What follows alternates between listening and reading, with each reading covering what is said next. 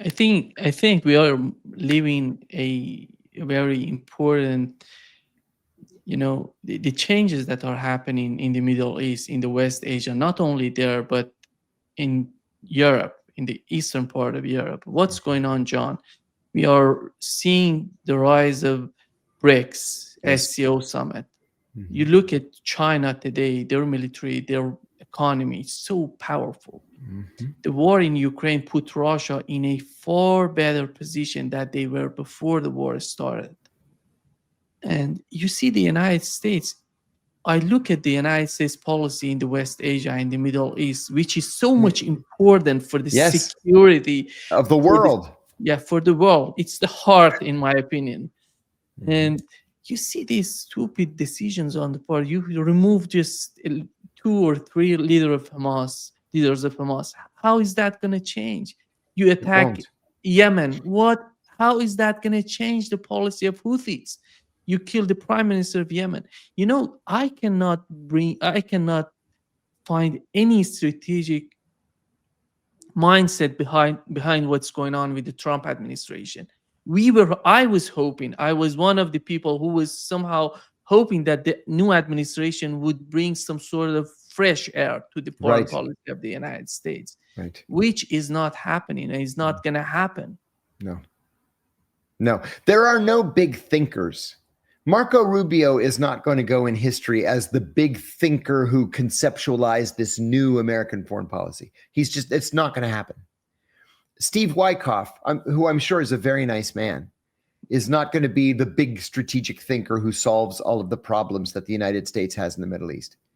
And then at the same time, you have Benjamin Netanyahu, who knows that he has so much political support in the United States in the Congress.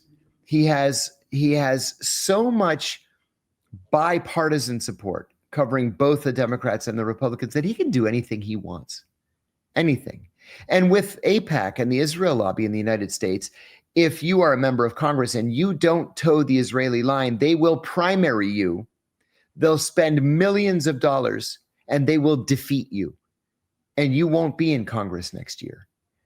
And so it's like people are held hostage. Our political system is held hostage by this little tiny country of European settlers that just decided they're the ones that have the rights to this land because God told them so. It's not realistic. That's why there's never going to be peace. I don't think. Not if the status quo isn't changed. You made another important point. And I think this is something that the American government really does not understand, Nima, is the advent of the BRICS countries. I think that the United States initially thought that the creation of BRICS was a joke for what we call outcast countries to band together. These are some of the biggest economies in the world. China, Russia, India, Brazil. We should be worried. And we should be very worried at talk of a unified currency. If the BRICS countries come up with a unified currency like the euro, and oil producing countries, whether they're in the Middle East or elsewhere, begin selling oil in that currency, the dollar is done and the United States is no longer the global hegemon. Another point too, and I'm disappointed that people in the mainstream media aren't talking about this, and that is the misuse and the overuse of sanctions. There used to be this joke at the CIA where we're going to add sanctions against Iran. I remember saying one time, how many more sanctions could there possibly be? We've been sanctioning Iran since 1979. Well, now the sanctions are nonsensical. They say, well, there's an Iranian guy and he's the head of this lab. And so he's not going to be allowed to open a bank account in the United States. Okay, well, he doesn't want a bank account in the United States, so your sanctions are meaningless. We've gotten to the point where we have so many sanctions on so many people in so many countries that they just don't matter anymore. I went to China last year, and I wanted to buy something. I wanted to buy souvenirs for my kids. And nobody would take a Visa card, but they would take this thing called the octopus card. I never heard of this thing before. So I asked one of the shopkeepers, what is this octopus card you guys take? I can't buy anything with my Visa card. I have to pay cash. And he said, yeah, the octopus card is the Chinese credit card. I said, why don't you just use Visa card? And he said, because every Visa card transaction goes through New York and makes us liable to American sanctions. The octopus card goes through Shanghai, so we don't care what the Americans think.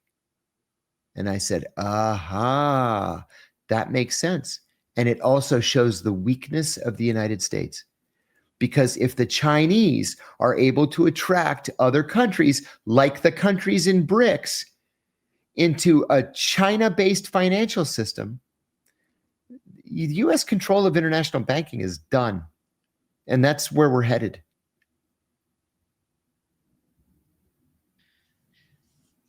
When we talk about Israel, many people argue that these are very smart people, very smart organizations in each and every part of the government. But looking at the behavior of Israel so far, how much of that sort of smartness, intelligence comes out of their action?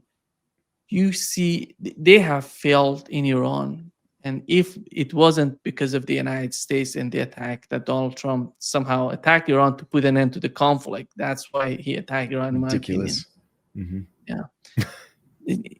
You look at Yemen, even Donald Trump has decided to go to the Red Sea and back down. And he said that they capitulated and all this. No, they didn't. But how Israel, when it comes to Israel, how do you find these people who are smart, who know what they're doing? And how do they believe that they're going to get something out of these stupid decisions that they're making, in your opinion? I think that politically, they're smart in their short-term actions and objectives. You want to get a pro-Israel candidate elected, you put $1 million into the campaign, you put TV advertisements, you're going to get that person elected.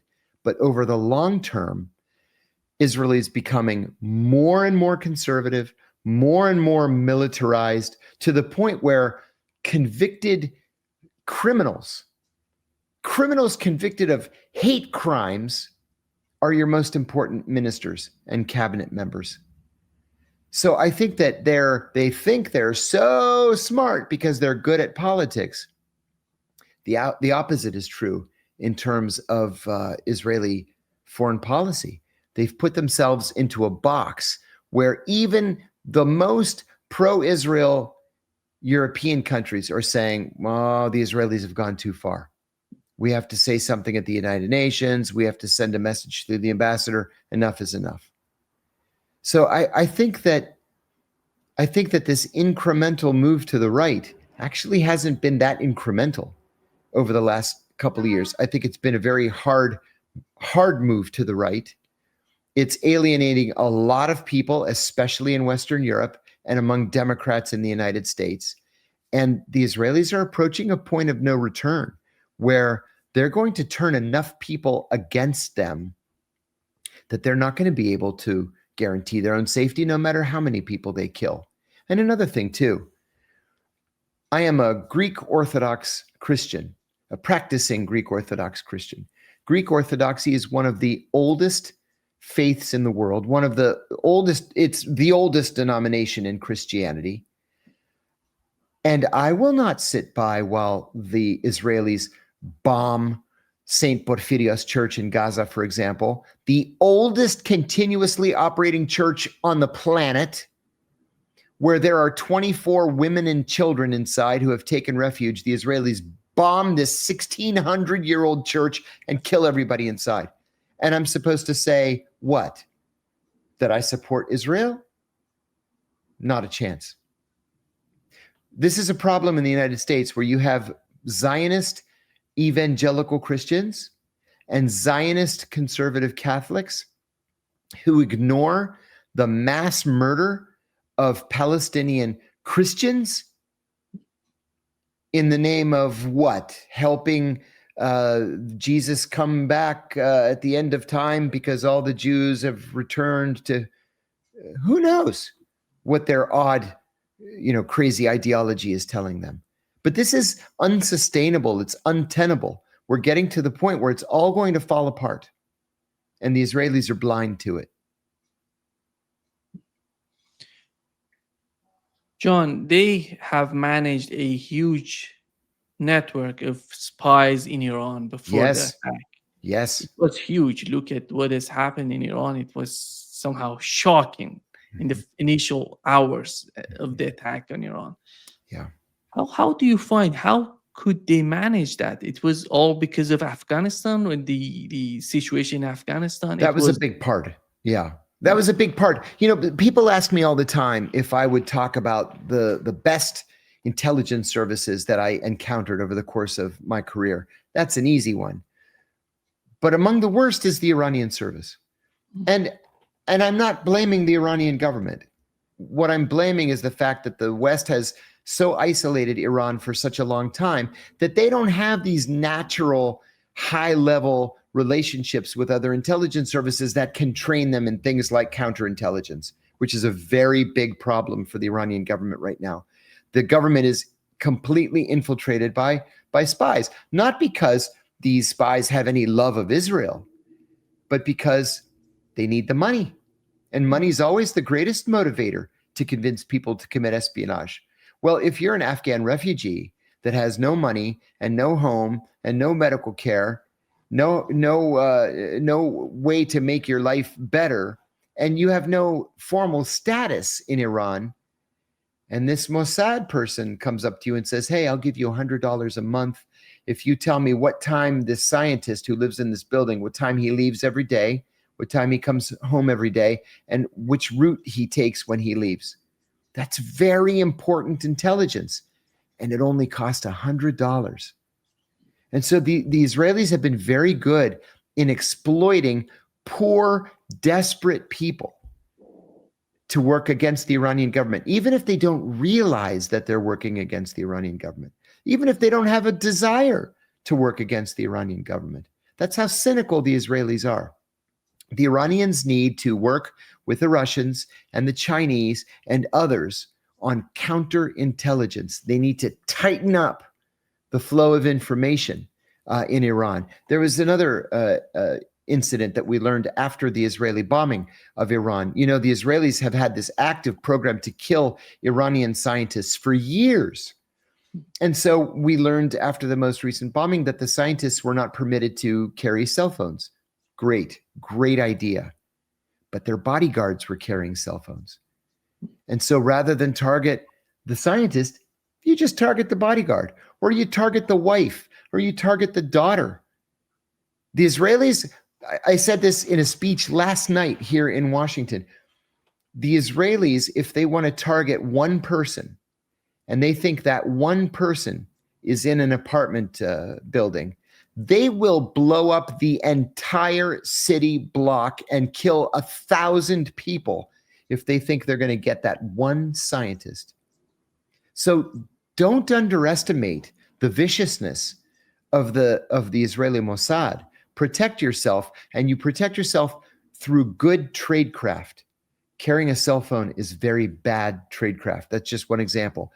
Not being able to take care of refugees is bad tradecraft because it allows an opening for the Israeli Mossad to move in and exploit refugees. The Iranian government, of course, doesn't have money to be able to handle all of these refugees. Maybe this is something you talk to the Chinese about. The Chinese have lots of money. Maybe you engage with the Chinese intelligence service to advise on how to tighten up counterintelligence so that the Israelis don't have free rein to infiltrate the government and then to bomb the people who are, the most important to the government. It's a long road. It's going to take 20 years, but they have to start now. Do you feel that Israel would attack Iran? They said that they're going to attack Qatar, at least what they've learned from the reactions from their talk in the aftermath of the attack on Qatar. They said, we're going to go find these people each and everywhere. It doesn't matter which country is that. We're going to attack them. I was on a show a couple of days ago in which I debated the former IDF spokesman. And you can't debate Israeli officials, either current or former. They don't let you speak. They throw out lie after lie after lie. They accuse you of being a terrorist or of supporting terrorism. And finally, I had to say to this guy, I will put my career up against yours any day of the week. And I said, the first thing I said was, literally everything you said in your opening statement was a lie. The Muslim Brotherhood has never been classified as a terrorist organization. Never. Not by anybody. You can dislike somebody's politics. That doesn't make them a terrorist organization, as one example. So one of the things the Israelis are really good at is being so inflammatory. And I mean this especially in the United States. They're so inflammatory in their rhetoric that they make any questioning of Israeli policy an act of anti-Semitism. I'll give you an example. My partner is an Iranian American woman. And we went out to visit friends of ours in rural Virginia here in the United States. The husband is Iraqi American. The wife is Iranian American. And we decided to stop for lunch in this little tiny village, just a little pizza restaurant. And so she and I are sitting in a booth, and behind me are two American hillbilly, fat, no teeth, fat hillbillies. And I said to her, do you really think the Israelis will bomb Iran again? I hope not, because it's just going to get worse and worse. And this fat guy right behind me turned around and said, do you support genocide? Genocide of the Israeli people? And I turned around, and I never respond to idiots like this, but I couldn't help myself. I got so angry. I turned around and I said, this fight did not begin on October 7th. It got so bad so quickly that we had to get up from the table to fight. And the owner of the restaurant came and threw him out. But this is what we deal with in the United States. Most Americans are so stupid or so ill-informed or so misinformed or so liable to Israeli propaganda that they just believe what they're told to believe. They don't look at these issues analytically. Israel is good. Palestine is bad. Israel likes Christians. Palestine hates Christians, despite the fact that, 10% of Palestinians are Christians. Most of them are in the United States now. But this is what we're up against. The Israelis have been so successful, not just in the United States, but in other Western countries, at propagandizing the citizenry, that it's going to take decades to roll that back. And it's going to take a lot of money.